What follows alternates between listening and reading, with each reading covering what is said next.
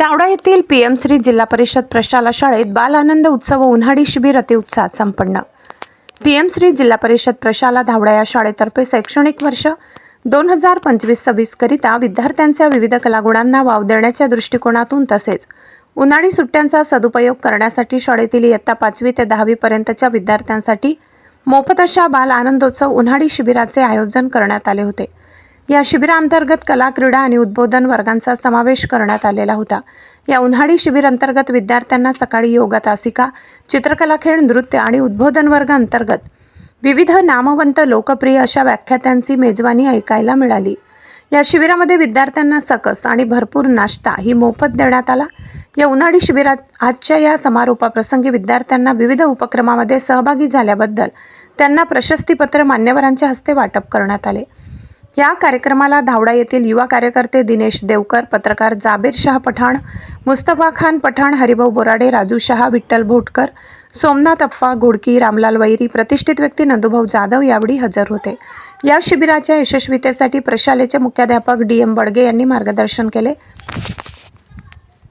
या बाल आनंद उत्सव व उन्हाळी शिबिराचे यशस्वी आयोजन आणि नियोजन डॉक्टर DM सपकाळ यांनी केले। कार्यक्रमाचे सूत्रसंचालन प्रशालेचे ज्येष्ठ शिक्षक श्रीमान इंडी पाडडे सर यांनी केले। त्याचप्रमाणे या कार्यक्रमासाठी विविध सोयीसुविधांची व्यवस्था सिनकर सर, पवार सर यांनी जबाबदारी स्वीकारली। विद्यार्थ्यांना विविध उपक्रमात सहभागी होण्यासाठी आणि त्यांच्या तयारीसाठी प्रशालेतील सर्व शिक्षक Shriman Pathan sir, VS Patil sir, GU Phadat sir, AS Lavhade sir, DM Tayde sir, Shrimati VJ Sonawane madam, Shrimati RL Gudwe madam, प्रशालेतील शिक्षकेतर कर्मचारी, पैठणे मामा, श्रीमती पाडडेताई यांनी विशेष सहकार्य केले, अशी माहिती शाळेच्या मुख्याध्यापक दशरथ बडगे यांनी दिली। News reporter Jabir Hussain Pathan, India news pulse, Jalna. आदरणीय जाबीरभाई पठाण यांचं स्वागत करण्यासाठी मी आमंत्रित करतो आदरणीय डॉक्टर सपकाळ सर यांना की त्यांनी पुष्पगुच्छ देऊन साहेबांचं स्वागत करावं।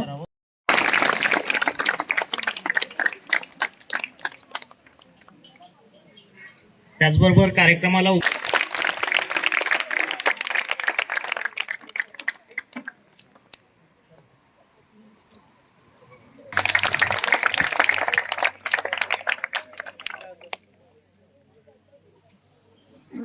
त्या ठिकाणी त्यांनी केलं, परंतु खऱ्या अर्थानं विद्यार्थी हा जर या देशामध्ये घडला असेल तर आज आपण जे पाहतो IAS अधिकारी असतील, तहसीलदार असतील, BDO असतील, पोलीस कर्मचारी असतील, या सगळ्यांचा जर कॅटेगरी आपण काढला तर टक्केवारीच्या हिशोबाने सगळे जिल्हा परिषद शाळेतून शिकून गेलेले अधिकारी या ठिकाणी देशामध्ये जातील।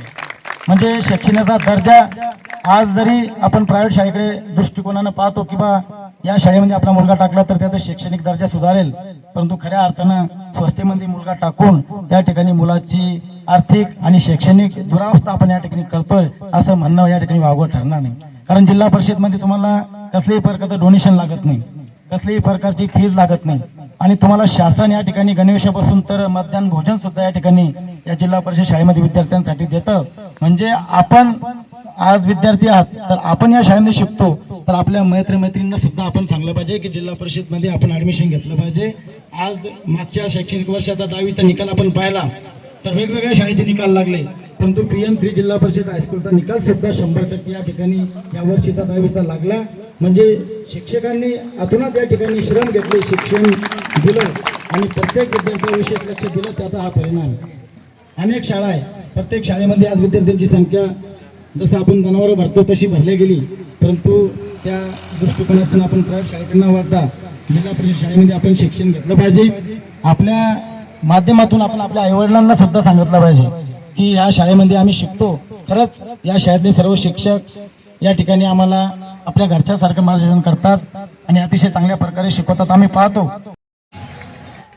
भव्य दिव्य अशा स्वरूपाची आदरणीय डॉक्टर सपकाळ सरांच्या मार्गदर्शनाखाली विद्यार्थ्यांना गणितीय क्रिया ज्या आहेत त्या क्रिया सुलभ व्हाव्या यासाठीची एक मोठीशी लॅब। आजपर्यंत आपण विज्ञानाची प्रयोगशाळा ऐकली, मात्र आपल्याकडे आता गणिताची प्रयोगशाळा पाहायला मिळणार आहे। त्यानंतर सामाजिक शास्त्राची प्रयोगशाळा पाहायला मिळणार आहे। विज्ञानाची प्रयोगशाळा तर आहेच, त्यात आणखी बदल झालाय।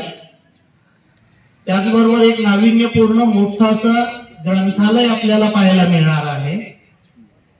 रोबोटिक लॅब आपल्याकडे आहे.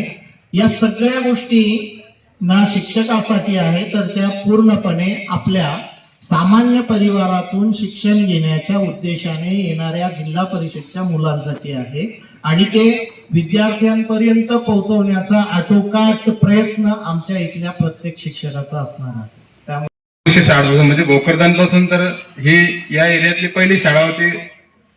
खेडेपाड्यातले या शाळेतून अनेक उत्कृष्ट विद्यार्थी हे या शाळेतून शिक्षण घेऊन गेले, प्रगतीपथावर पण गेले. काही शिक्षक झाले, काही इंजिनियर, डॉक्टर, बरेचसे. पण आजच्या घडीला जर का ही 1960ला या ठिकाणी शाळा आलेली आहे आणि ही शाळा सगळ्यात जुनी आहे. आज जर सगळे म्हटलं तर इथले जे शिक्षक आहे सगळे अनुभवी आहे आणि यांचं सखोल मार्गदर्शन इथं लाभतं. त्या अनुषंगाने आजच्या बाजूला धावड्याच्या आजूबाजूला 2-3 शाळा आहे. त्या गडेलट पगार तिथं कमी आहे, त्यानंतर त्यांची फीस भरपूर आहे. आज मजूर वर्ग जर असेल धावड्यातला तर तो पण अपेक्षा करतो की नाही आपला मुलगा प्रायव्हेट शाळेत गेला पाहिजे. तर सर्वात पहिले गावकऱ्यांनी मानसिकता बदलायला पाहिजे की नाही, माझा मुलगा धावड्याची सर्वात जुनी शाळा आहे, त्या शाळेतच शिकल आणि तिथूनच त्याच्या जीवनाचा उद्धार होईल. यांना मी विनम्र अभिवादन करतो. आणि या छोट्याखानी कार्यक्रमामध्ये जो आपण आयोजित केला होता पीएमसी प्रशाला धावडा शाळेतर्फे बाल आनंदोत्सव उन्हाळी शिबिर, ज्यामध्ये आपण वेगवेगळे कार्यक्रमांचा अंतर्भाव केला. योगापासून तर उद्बोधन वर्गापर्यंत अशा विद्यार्थी सर्व गुण संपन्न बनेल यासाठी आवश्यक असणाऱ्या सर्व बाबींचा आपण यामध्ये समावेश केला. आणि विद्यार्थ्यांना या माध्यमातून वेगवेगळे व्याख्याते, कवी यांची मेजवानी त्यांना मिळाली. आणि आजचा हा या उन्हाळी शिबिराचा शेवटचा दिवस.